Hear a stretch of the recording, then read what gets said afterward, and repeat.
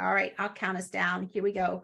In three, two, Fitness Business Podcast family, please welcome Anne Mahlum to our show today. But listen, before we even get started, I'm just going to say this, that she has already lived like 5 lives. And you have accomplished more than somebody that's 80, 90 years old. My hat's off to you. Well, thanks. I feel like I have a productivity problem sometimes, but I want to. I've said that about my life. Like I would love at the end of my life to feel like I've lived multiple lives and had all those different experiences. So far so good. So far, so good. This is why we wanted you to come on to the Fitness Business Podcast, because listen, I've already, read your resume to our listeners, and it's just phenomenal. So I think you're just the perfect person to come on here and kind of just give us your opinion and your forecast on what you see coming to the fitness industry in 2023. So go ahead. Yeah, go ahead. Yeah. Yeah, I can respond to that. Or do you have a specific question or you just want me to go right into it? All right. Well, let's start with a specific question. How's that? Great. Looking ahead to 2023, what do you feel is in the forecast for the fitness industry? We all know that the pandemic had kind of everybody on that path of self-care and, working out with the at-home Peloton. Do you see that continuing as the trend, or do you see that shifting? I think it's already shifted. I can speak to our own business and having conversations with people in the space. I, History repeats itself, and when you have a crisis in a moment in time, it doesn't last. People's behavior had to change during the pandemic, and I also feel, I feel like it's this battle of like in person or at home. There's enough room for both of those categories, right? There's always going to be people who want to work out at home because whether they've got a different type of schedule, they just aren't an in-person worker outer, they've got kids, whatever it might be. So there's going to be a market there for that. And there's a huge market for in-person fitness that does it really well. There's high-end fitness. There's, of course, the, low cost, high volume sort of business. And there's just enough different people out there. We have always, for solid core and my own personal beliefs, have been very bullish on in-person experiences. And I can speak to solid core is recovered, 130+% from pre-COVID numbers, which tells you that people really missed being in environments. And part of that, Dory, to me, isn't even just about fitness. They've missed being outside of their home. And I just don't think people want to work at home, live at home, eat at home, work out at home, socialize at home, entertain at home. We want to be social and be sort of out, in the world.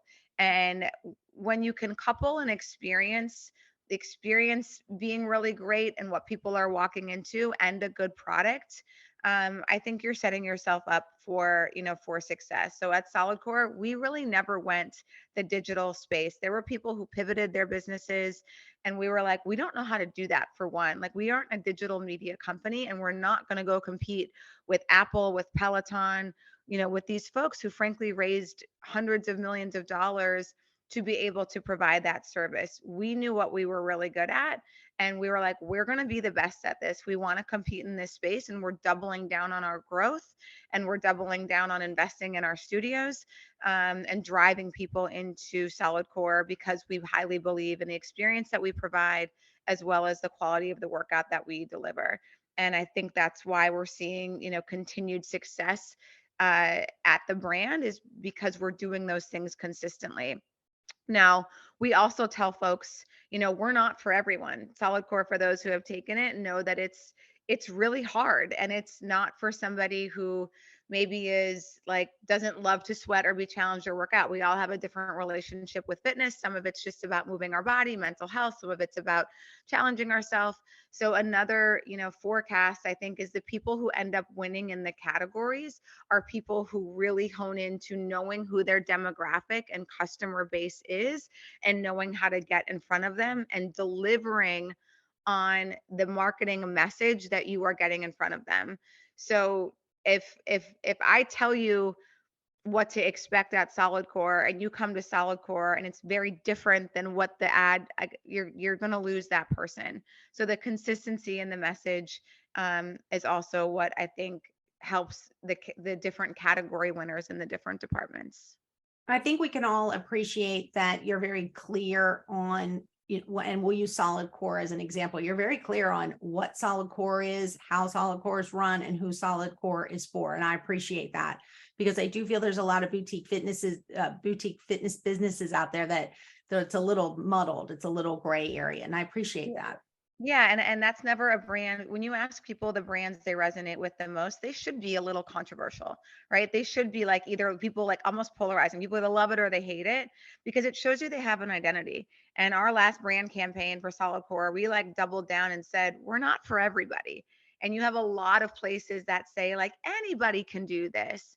And so if you're targeting everybody, then what's the environment and the brand and again the type of person that's in there, and we're like there is a type of person that does solid core.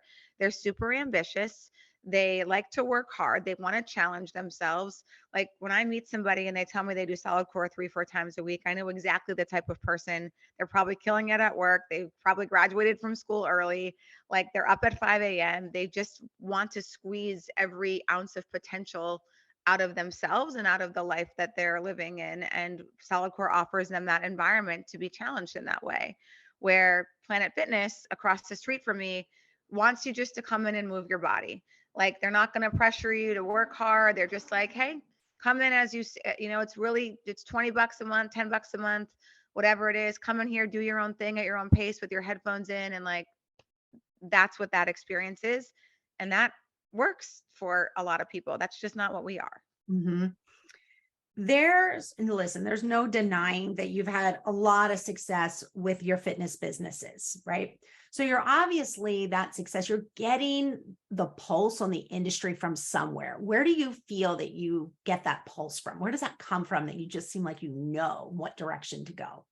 I think it's because I live it. I took solid core this morning at 7 a.m. Right. I'm in the space. I'm having conversations. I'm of course, doing reading and talking to other people in the space, but I'm also experiencing it. And it's a really great segue to the fact that I'm starting a new fitness concept which opens in New York City in early March called Ambition. And Dory, I was this past winter, February, March, was running around to all of the concepts in New York, and I'm like, gosh, like me and all my friends are spending 500 to $1,000 a month on these experiences, which again, I love doing, but like, there's got to be a better way.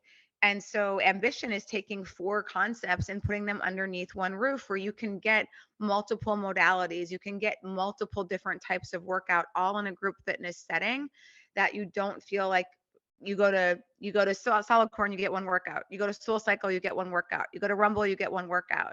We want it to be more of that one-stop shop for folks and also add in some education and sophistication around the workouts to help people achieve what they're there to achieve, whether that's, more muscle mass, whether they want to lose weight, more flexibility, agility. Our workouts can cater to those goals that people have for themselves instead of just like, well, this is all we offer. Sorry if it doesn't work for you. So, fitness experience, right? Definitely the word community comes to mind. And I feel like community is going to be a key word for 2023. How do you factor this word into your companies? So, like for instance, Solid Core is well known for its community in the sense of, you know, you know more than just their name. I feel like you get to Mhm. know the person. It's not just a surface level. You go a little deeper with that. And you're also rooting them on. So, how do you feel that this word community is going to fit into 2023? Yeah, sometimes people talk about, they'll say things like, "Oh, that place has no community." Community is culture. And so there's different types of communities that are out there, and community is built through consistent actions and behaviors, and that's the same thing for culture. You can't say your community is X if that's not what is happening on a day-to-day basis. So community for us is accountability. It is our coach knows your name. They are required to learn and know your name and say your name in class because that's the personalization that we want Solid Core to offer. It's why there's not 60 machines in a room. Our average studio has like 17 machines, so we can provide that more personalized experience, and people come to rely on that. They know that if they don't show up for a class, that that spot's going to be open and their coach is going to notice. So a lot of our community and culture is built into showing up and accountability, and that's a big part of our brand. So speaking of brand, right, we're going into 2023, like I said, because kind of to our episode here is all focused about. Everyone wants to start new in 2023 and they want new and they want fresh. How do you take what you kind of are predicting, right, for the future of fitness and implement that into your newest adventure, which is ambition? Yeah, I think again, there's no place in New York City that you can go to that has more than one sort of type of workout there. So Ambition is 6,000 square feet on average. There's two rooms, one is heated, one is not. We have a strength class and an athletic conditioning class that is in the non-heated room, and then we have an athletic inspired yoga class and then a deep recovery stretch class in the other room. And like I said, I think the variety for folks to be able to have a fitness journey in one place with one experiential membership where the coaches and the staff there is going to be super knowledgeable to be able to answer, your fitness questions. And I love the boutique fitness industry, but it has been much more experiential than it has been educational. And that's a gap that Ambition is trying to help solve, to make sure that people again have the variety and understand the importance of the diversity of your workout, and why if you are looking to lose weight or looking to improve your flexibility, we can create different paths for you within the workout structures that we have at Ambition to help you achieve those goals. And I think it's really missing out there right now. I think it's more of a checkboxing exercise of, oh, I worked out today. And there isn't a lot of structure around the goals that people are trying to achieve. So, in essence, we're putting a little bit more personal training back into the group fitness space. And I'm going to just go off script here for a second. And just because sitting here listening to you and, all the new locations that you're opening with Solid Core, and then you've got Ambition coming up. One question that we get asked over and over again here at the Fitness Business Podcast is people are really struggling with hiring and finding Mm. employees, loyal employees, trustworthy employees, dependable employees. What have you done with opening all these new Mhm. locations to make sure that you have the right staff in place, that you can trust them when you're not there in the building? I think it's a great question. I think it's two things. One, people need to feel trusted, right? So if you off the bat make them feel like you don't trust them, we don't do like the whole secret shopper thing, right? Like, I'm gonna come in here and catch you doing something wrong. Like, our culture is not really built, off of that. It's respect, appreciation, feedback, listening. What can we be doing better? The same attention we give our clients around knowing their name, knowing who they are.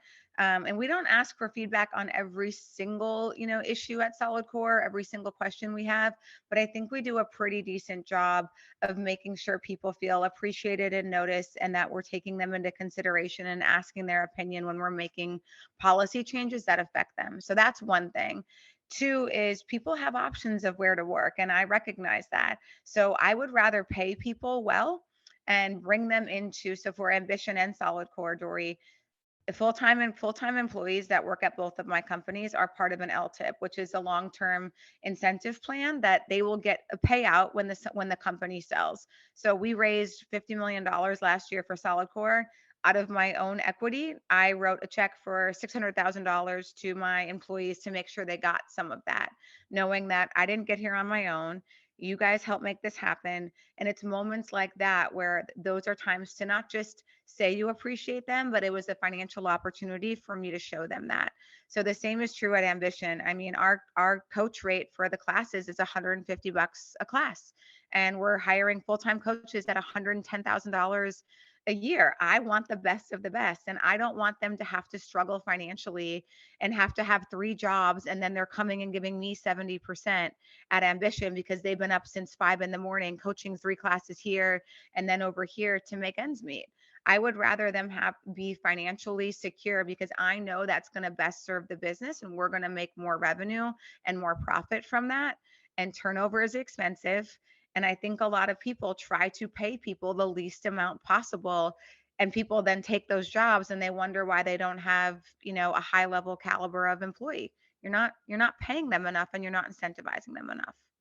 So out of all of your employees, and let's just say, where do you think most of your employees come from? Are they within, are they participants? Or are you getting just people, randomly applying? Where would you say the majority of your hires are coming from? Yeah, it's evolved. In the beginning, most of the people that I would hire had never coached fitness before. And I would say to them, like, I saw how they were showing up in the studio and their energy and how they were connecting with clients. And I'm like, have you ever thought about coaching? And they're like, I don't have any fitness experience. I'm like, we can teach you that piece, but I can't teach the way that you connect with people. So we would approach a lot of folks and tell them, we would train them, on the solid, like we have a really robust, comprehensive training to keep our clients safe and teaching you the technical side of coaching and the solid core workout. But we look for personality, a lot. And the majority of our coaches, Dory, are have full-time jobs doing other things. Like we literally have accountants, maybe not accountants, but we have, lawyers or communication, PR people. They do other things full time and they coach at Solid Core 6 times a week because it gives them an opportunity to, one, have a side hustle, two, do something that they really enjoy where it feels like, you know, they get to step into a different role where maybe their job doesn't allow them to be as energetic or public speak or motivate people. So we have a lot of part-time folks who have full-time jobs doing, a lot of other things. Okay. Well, I have two questions left. Actually, one is not really a question. I do want you to tell us a little bit about your podcast that's coming up. But before we go to that subject, I just want to ask you, what do you think, speaking of our fitness forecast here, is one thing that's going out for 2023? One thing that's going out. I mean, I've always had a hard time understanding the spinning industry. And I think you're sort of seeing, I always sort of to talk a little bit about, like, I think people are tired of spinning their wheels, literally and figuratively. I think that you're going to see less cycling studios. I think people want more innovation. And I'm seeing a lot more people move into resistance training and strength training, especially women, Dory. That's a lot of my our client base is women, and they're getting more comfortable as they understand how important weight training is, not only just for the aesthetic look of their body, but long term osteoporosis, them feeling strong, preventing injury. So I think you're starting to see more of that education. So I think you're going to see the cardio aspect of things, particularly spinning, less and less of those studios around town. Okay, good. I like that. I kind of threw that one at you there out of left field. So great job answering that. So No now worries. let's go back to something you're comfortable with, and that is you have a podcast that is coming out. Why don't you Mhm. tell, not that I want any of our audience to leave the fitness business podcast, but Well, I they can think listen to both. there's room for more than one. I do believe in that. I know yours is a little different. So why don't you take a minute here and just tell everybody about your new podcast? Yeah, thanks for asking. So the podcast is called Choose 90, and I have this sort of theory about how I live my life and trying to share with others to make sure that they can be successful. And Choose 90 means choose 90%. And I see people screw up when they try to go all in and 100% on things in their life, and then they have a slip up, or they break their diet rule, or they miss a workout, and then it just spirals. And then they throw the progress out with the bathwater, and they end up like just being like, well, what's the point anyway? I failed. And then you have the other side where you don't see enough consistency, where you see people, really be focused Monday through Thursday, and then the weekend, Friday, Saturday, and Sunday, folks tend to maybe overindulge, or all the rules go off the table and they don't realize that weekends are 40% of your year. And so it's no surprise you're not making progress or moving at a speed where you're seeing yourself feel good about accomplishing, your goals. So every podcast, or sorry, every guest on the podcast, like, what we're trying to do is help people achieve ultimate optimization in their career and their health and their wealth. And so everybody that we're bringing on has had success in that area, kind of applying the 90, the 90-10 methodology, and giving their tips and advice and opinions on how they do that. So I really, it sounds like your podcast too, it's getting the credibility from folks of what they've accomplished. But this podcast is all about teaching people on how to do it, what's getting in their way, where to start, and getting different opinions from people who are sitting in places where I think a lot of listeners want to be sitting. Well, sounds fantastic. I make sure we'll have to definitely check it out. And thank you so much for sharing that with us. So, Anne, our time has come to an end, but listen, you're amazing. I mean, you're an entrepreneur, a philanthropist, you're an athlete, and you're a TED Talk speaker. So I know you're busy. Thank you so, so much for sharing your time with all of our FBP family. It's greatly appreciated. Thanks, Doria. Thanks for having me. I appreciate it. What are 3 pieces of advice for clubs to flourish in 2023? 3 pieces of advice. One, know your audience, know who you are targeting. I think that's really important. Two, don't forget about the little things. When people, wherever your touch points are in your club or studio, however many that is, make sure you nail that. Whether it's the locker room, the bathrooms, the shower, the coach. What kind of experience are you trying to deliver? Don't give people a reason to not come back for those touch points. And I think 3 is remembering to communicate with your members and clients outside of the studio in a way that works for them. A lot of people are sort of, oh, we need to email, and I'm like, people don't. I don't want to be using email by the end of 2023, and I'm 42. So if I don't want to be using email, that means a lot of other people don't either. So I think paying attention to the medium in which people want to be communicated with. Oh, that was a good one. I like that last one. Very nice. All right, Anne, we're good. That's a wrap. Okay, great. Well, Thank you. thanks, Rory. Really nice to meet you. Thanks for making time.